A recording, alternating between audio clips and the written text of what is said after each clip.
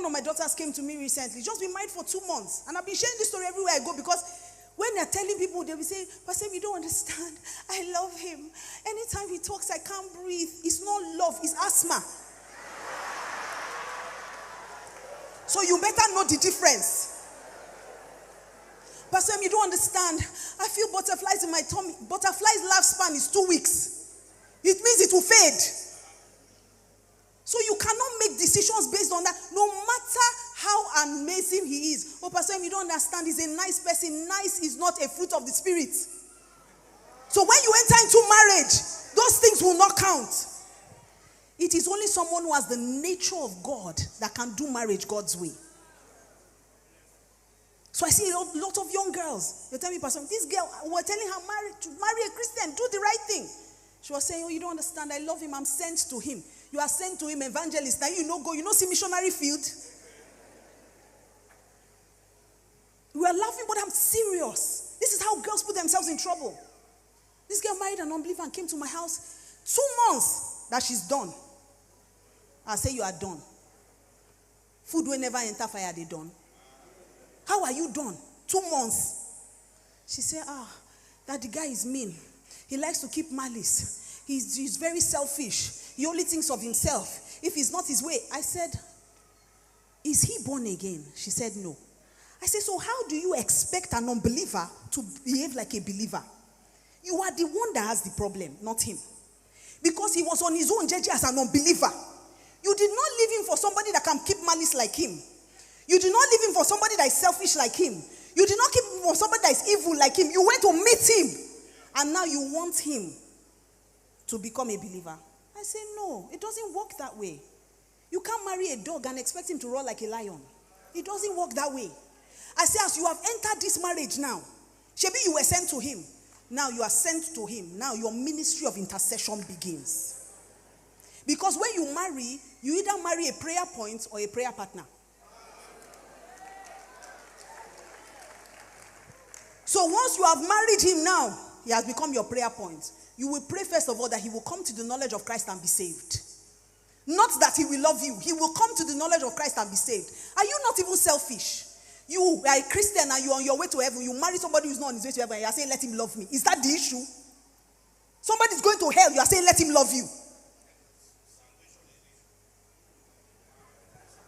So you have now entered into a ministry of lifetime of intercession.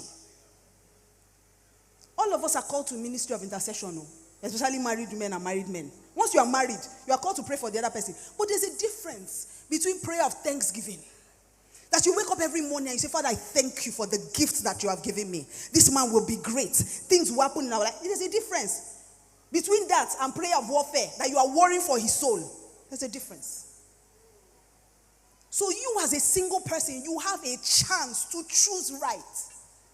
One of the things God told me when I was getting married that changed my life. Look, you must have encounters with God. I know people say that there's a way. He must be compatible. You must be this. And all those things are good in themselves. But you as a believer, you must understand that you are first a spirit man. So God has a way that he talks to us. We are not unbelievers. We are children of God. He said, my sheep hear my voice. So his voice should be loud to you. You should not make any plans without God. So you can't say you want to marry because you love somebody. Does God want you to marry this person? That's what it means for him to be your Lord. It means that whatever he says is what you do. It's the final authority in your life. So I see a lot of people, he's tall, he's dark, he's handsome, he's from my place, my parents love him, we are compatible, he's in a department in church, but he's good. But is he good for you?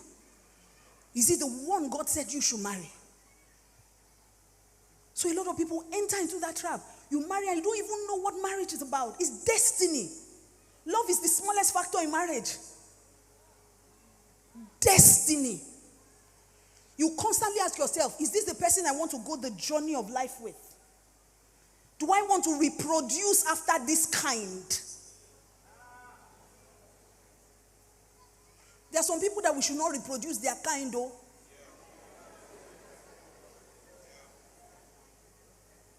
These are questions, sincere questions you must ask yourself as a single person. So when I was getting married, I had many encounters with God. I knew that that's when I knew that marriage is not this I love you that they do inside film. It's much deeper than that. You are entrusting your life with somebody. You are joining with somebody. You are saying, I'm becoming you. We are one. You are my head. This is my head. I'm just his body. We are one. Everything we have is now one. Because we're in covenant. And the only thing that can separate us is death. We are now one body. How do you separate a body? If you cut head from body, is it not death? It's death. So when I was getting married, God said to me, he said, do you know that when you get married, you marry families? I say, yes, sir. He said, exactly. And I'm not just talking about natural families. He said, spiritual family as well. He says, you're marrying a believer. His father, I'm his father. But if you marry an unbeliever, his father is Satan. And your father-in-law is allowed to come to your house. Say, so Satan cannot come and you say you are binding him. He's your father-in-law. He has the right to be in your house. And when he's coming, listen, I know my father-in-law used to be HRH. When he's coming like this, you will see goats, you will see stockfish, you will see dry fish, you will see chicken, you will see yam, you will see all kinds of things. Your father-in-law will not come empty if he's a good father-in-law. Satan can't come empty. He will bring sickness. And he will come with his entourage. His demons must come. Listen, there's a supernatural world. You must never play with that. I'm saying it and we're laughing, but it's the truth. And let me tell you, 2 unbelievers may be doing okay, but you cannot enter Satan. You are a lawful captive. You entered by yourself. You say Satan is your enemy and you entered his family by yourself.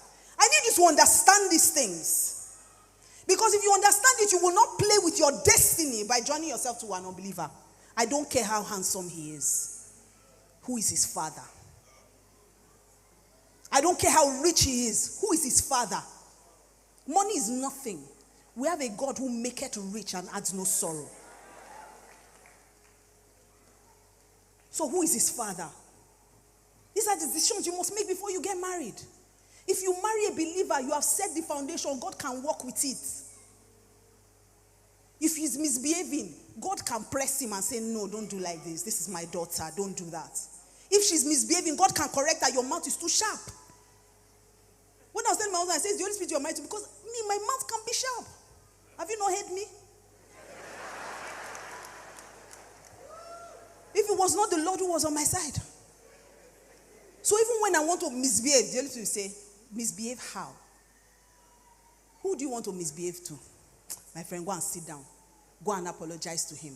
Go and tell him. I say, but I'm right. He said, doesn't matter. I said, so who do you want to please? I say, okay, Holy Spirit, now you. If not be you. That's the difference. So as a single person, do not marry an unbeliever. What did I say? You are not sounding like you're convinced. I said, do not marry an unbeliever. What did I say?